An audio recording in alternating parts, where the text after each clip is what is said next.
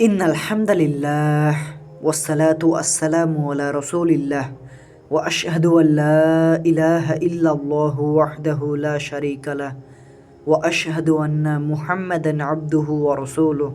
সালাতের গুরুত্ব সম্পর্কে অর্থাৎ নামাজের গুরুত্ব সম্পর্কে আমি আলোচনা করব কুরআন ও হাদিস থেকে যেগুলো বলবো সেগুলো হাদিস নাম্বার আমি উল্লেখ করব এবং পবিত্র কোরআন থেকে যেগুলো আমি বলবো সেগুলো কত নম্বর সূরার কত নম্বর আয়াত সেই বিষয়টি আমি উল্লেখ করব।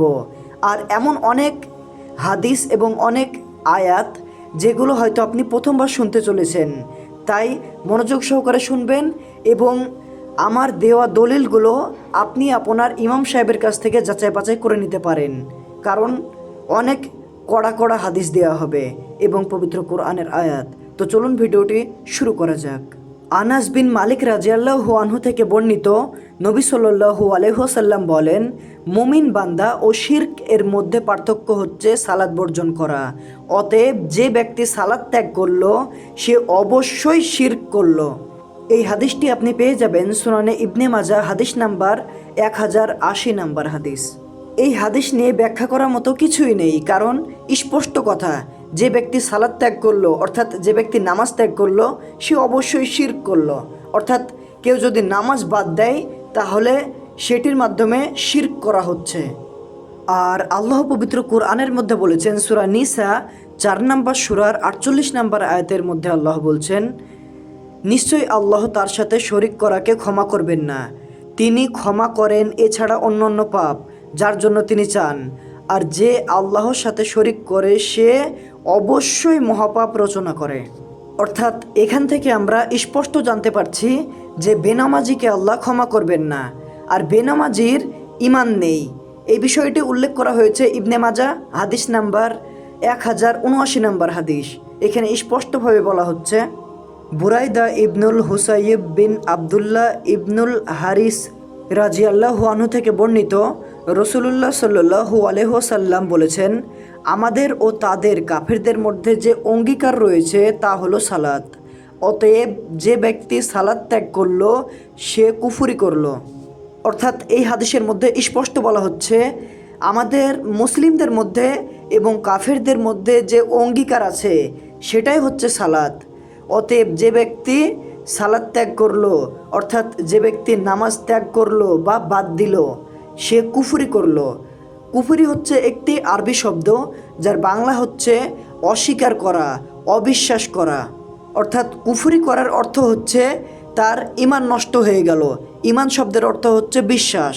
প্রিয় মুসলিম ভাই ও বোন, এবার আমি সহিহ মুসলিম থেকে এমন একটি হাদিস দেখাবো যেই হাদিসের মধ্যে শিরকের কথা এবং কুফরির কথা সালাত ত্যাগ করার বিষয়ের জন্য বলা হয়েছে।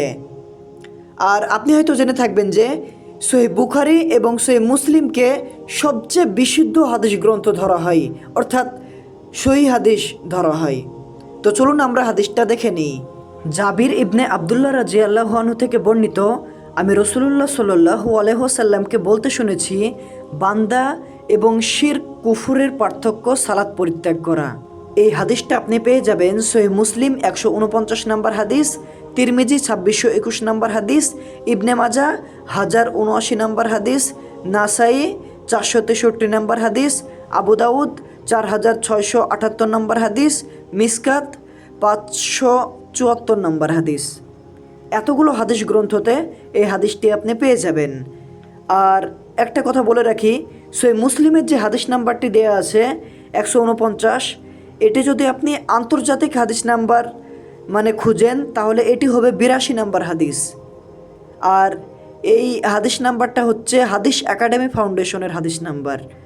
আশা করি বিষয়টি স্পষ্ট হয়ে গেছে যে বেনামাজি ইমানদার না। হ্যাঁ, এমন সমস্যার কারণে 5 ওয়াক্ত সালাতের মধ্যে দিনে একবার ব্যতিক্রম মিস্টেক হয়ে যেতে পারে কোনো কারণবশত, ঈমান কম থাকার কারণে।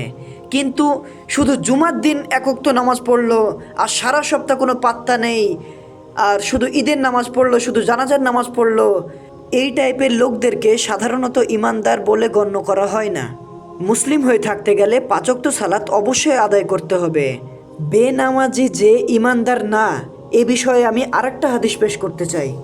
আবু সাঈদ রাদিয়াল্লাহু আনহু থেকে বর্ণিত, তিনি বলেন, আমি নবী সাল্লাল্লাহু আলাইহি ওয়াসাল্লামকে বলতে শুনেছি, আমাদের প্রতিপালক যখন তার পায়ের গোড়ালির জ্যোতি বিকীর্ণ করবেন, তখন ইমানদার নারী ও পুরুষ সবাই তাকে সাজদা করবে, কিন্তু যারা দুনিয়াতে লোক দেখানো ও প্রচারের জন্য সাজদা করত তারা কেবল বাকি থাকবে।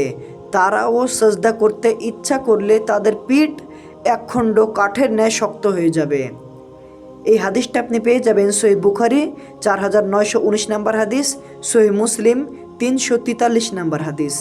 এই হাদিসের মধ্যে বলা হচ্ছে, যারা দুনিয়াতে লোক দেখানো ও প্রচারের জন্য সাজদা করত তারা কেবল বাকি থাকবে, ওই দিন আল্লাহকে তারা সিজদা করতে পারবে না।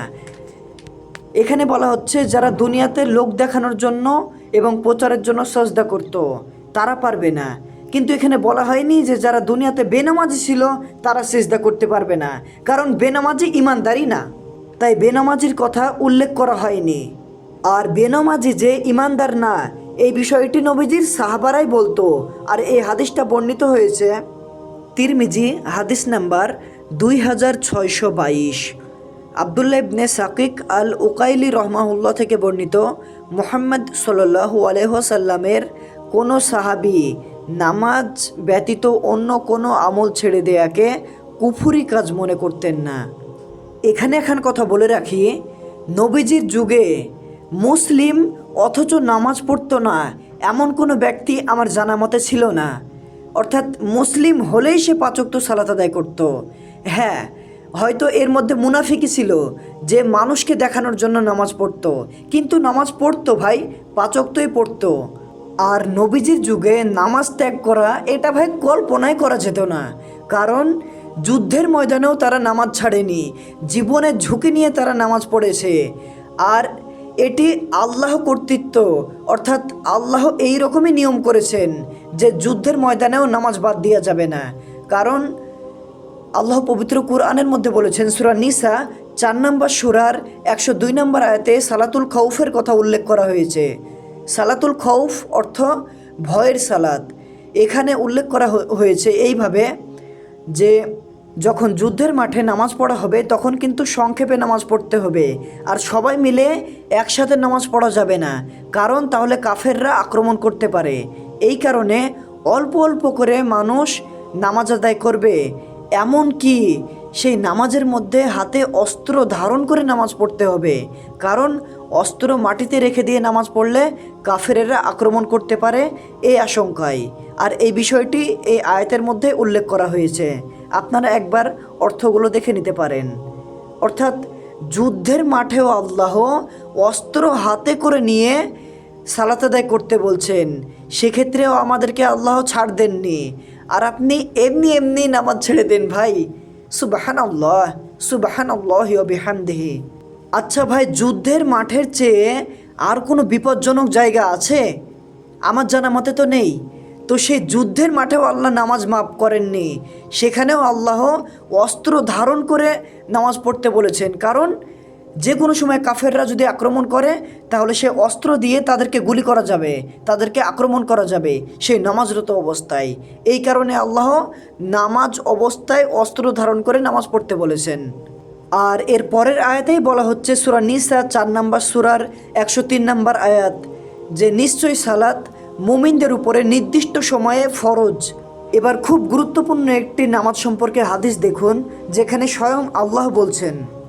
আবু কাতাদা রাদিয়াল্লাহু আনহু থেকে বর্ণিত, তিনি বলেন, রাসূলুল্লাহ সাল্লাল্লাহু আলাইহি ওয়াসাল্লাম বলেছেন, সম্মানিত মহান আল্লাহ বলেন, আমি তোমার উম্মতের উপর 5 ওয়াক্ত সালাত ফরজ করেছি, আর আমি আমার পক্ষ থেকে এই মর্মে প্রতিশ্রুতি দিচ্ছি যে যে ব্যক্তি নির্ধারিত সময়ে এসব সালাতের হেফাজত করবে তাকে আমি জান্নাতে প্রবেশ করাবো, আর যে ব্যক্তি এর হেফাজত করবে না তার জন্য আমার পক্ষ হতে কোনো প্রতিশ্রুতি নেই। অর্থাৎ এখানে স্পষ্ট বলা হচ্ছে আল্লাহ প্রতিশ্রুতি দিয়েছেন আমাদেরকে, যে ব্যক্তি 5 ওয়াক্ত সালাত আদায় করবে নির্ধারিত সময়ে তাদেরকে আল্লাহ জান্নাতে প্রবেশ করাবেন, আর যারা এই সমস্ত 5 ওয়াক্ত সালাতের হেফাজত করবে না তাদের জন্য আল্লাহর পক্ষ থেকে জান্নাতে প্রবেশ করানোর কোনো প্রতিশ্রুতি নেই। অর্থাৎ তাদেরকে জান্নাতে দেবেন আল্লাহ, যারা নামাজের হেফাজত করে না। এই জন্য আল্লাহর কোনো প্রতিশ্রুতি বা দায়িত্ব নেই তাদের জন্য। এই হাদিসটি আপনি পেয়ে যাবেন আবু দাউদ 430 নাম্বার এবং 425 নাম্বার হাদিস, ইবনে মাজাতে পেয়ে যাবেন 1401 নাম্বার হাদিস, নাসাইতে পেয়ে যাবেন হাদিসটি 461 নাম্বার হাদিস, মিসকাত পেয়ে যাবেন হাদিসটি 570 নাম্বার হাদিস। প্রিয় মুসলিম ভাই ও বোন, পরকালে জান্নাত এবং জাহান্নাম পাশাপাশি থাকবে, আর জান্নাতীরা জান্নাত থেকে জাহান্নামীদেরকে দেখতে পাবে এবং জাহান্নামীদেরকে উদ্দেশ্য করে জান্নাতীরা বলবে, মা সালাকাকুম ফি সাকর, কিসে তোমাদেরকে এই জাহান্নামের আগুনে প্রবেশ করালো, কি কারণে তোমাদেরকে জাহান্নামের আগুনে প্রবেশ করানো হয়েছে? তখন জাহান্নামীরা বলবে, কলু লাম নাকু মিনাল মুসল্লিন, আমরা মুসল্লিদের অন্তর্ভুক্ত ছিলাম না, আমরা নামাজিদের অন্তর্ভুক্ত ছিলাম না পৃথিবীতে। প্রিয় মুসলিম ভাই ও বোন, এরপরেও কি আপনি নামাজ থেকে দূরে সরে থাকবেন? এরপরেও কি আপনি বেনামাজি হয়ে থাকবেন? আপনি কি জানেন না, বিচার দিবসের দিন সর্বপ্রথম এই ফরজ সালাতের হিসাব নেওয়া হবে। আর এই রকম গুরুত্বপূর্ণ হাদিসগুলো আমি ডেসক্রিপশনে দিয়ে রাখবো, সেখান থেকে আপনারা পড়ে নেবেন। খুব গুরুত্বপূর্ণ হাদিস সালাত সম্পর্কে। আরেকটি কথা বলি ভাই, পরিবর্তন আপনি দ্রুত হয়ে যান। হতে পারে আজকের দিনটাই আপনার জীবনের শেষ দিন, হতে পারে আজকের রাতটাই আপনার জীবনের শেষ রাত। তাই বলা তো যায় না মৃত্যু কখন আসে। আর জীবনের সময় থাকতে সময়ের মূল্য বুঝে নিন, মৃত্যুর পর আফসোস করে কোনো লাভ হবে না।